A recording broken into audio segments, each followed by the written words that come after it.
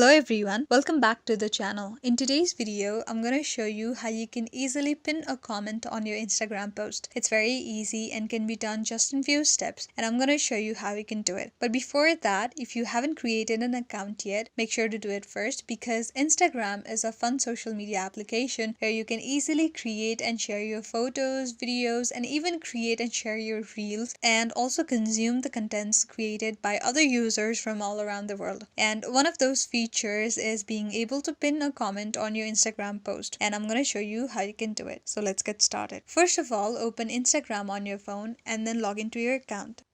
And then head to your profile. You can go to your profile by clicking on the profile icon located at the bottom right corner. Click there. There you will see all the posts that you have ever shared on your profile. Click the post where there is the comment that you would like to pin.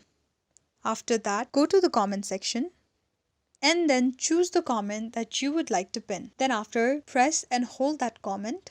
And there at the very top, you will see a lot of small icons. Among them, if you click on the pin icon, your comment will automatically be pinned. Click on the pin icon and then confirm that you are going to pin the comment.